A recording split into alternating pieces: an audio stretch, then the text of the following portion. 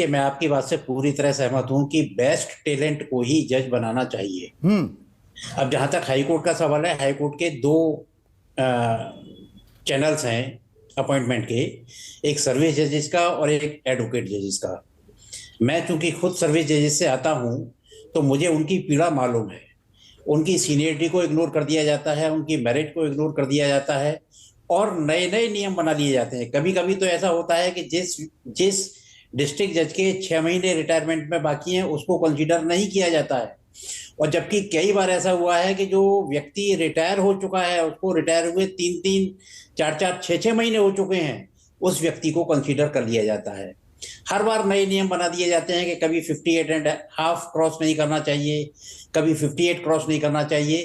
तो मैं पूरी तरह इस बात से सहमत हूं कि इस सिस्टम में पारदर्शिता नहीं है।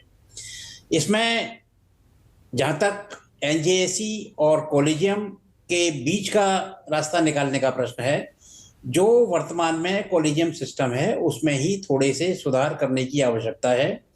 जैसे हाईकोर्ट जजेस का जो अपॉइंटमेंट होता है, उसमें आपको एक मानक निर्धारित कर देना चाहिए, और वो मानक पूरे भारत के सभी उच्च न्यायालयों पर लागू होना चाहिए कि अगर एडवोकेट जजेस को आप अपॉइंट कर रहे हैं तो उसकी कितनी प्रैक्टिस होनी चाहिए, कितने रुपए महीने की आमदनी होनी चाहिए, उसके कितने किथ एंड किन उस हाई कोर्ट में प्रैक्टिस कर रहे हैं, उनकी स्टैंडिंग क्या है और उनका सब्जेक्ट क्या है।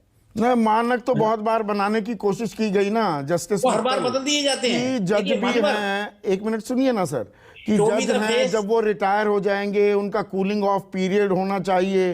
हो क्या रहा है, रिटायर्ड जो जज होते हैं सुप्रीम कोर्ट के या हाई कोर्ट के, कोई राज्यसभा जा रहा है, कोई किसी आर्बिट्रेशन का काम मिल गया, कोई किसी ट्राइब्यूनल का हेड बना दिया गया। कानून तो बनाए जाते हैं, बनाने वाले ही सबसे बड़ा उल्लंघन करते हैं। और मैं दोनों सरकार और न्यायपालिका दोनों पर यह जिम्मेदारी डालते हुए आपसे सवाल पूछ रहा हूं। मैं बड़े स्पष्ट रूप से कह रहा हूं कि कॉलेजियम सिस्टम में, चाहे वो हाई कोर्ट का कॉलेजियम हो, चाहे वो सुप्रीम कोर्ट का कॉलेजियम हो, एक जो पुराना सिद्धांत है कि show me the face I will show you the rule. तो चेहरे के हिसाब से सिलेक्शन हो रहा है, मेरिट के हिसाब से सिलेक्शन हो रहा है, मगर कम हो रहा है। तो जैसा जस्टिस दीगरा साहब ने कहा, मैं उनकी बात से पूरी तरह सहमत हूं।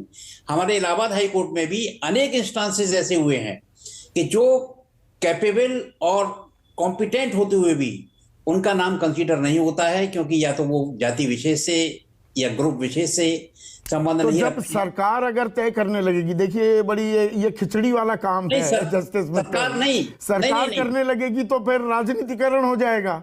मैं बिल्कुल ये बात नहीं कह रहा कि इसका अपॉइंटमेंट सरकार को करना चाहिए, परंतु मेरा निवेदन ये है, जैसा जस्टिस दीगरा साहब ने भी कहा, कि इसमें एक सर्वमान्य एक नियम बना लिया जाए कि अगर बार से एलिवेशन करना है तो किन किन व्यक्तियों के लिए क्या क्या मानक होंगे, अगर सर्विस से एलिवेशन करना है तो उनके लिए क्या क्या मानक होंगे, अगर हाई कोर्ट से सुप्रीम कोर्ट में मैं आपको कहना चाहिए कि एलिवेशन करना है, तो ये भी देखना चाहिए कि उनके हाई कोर्ट के जजमेंट कैसे हैं।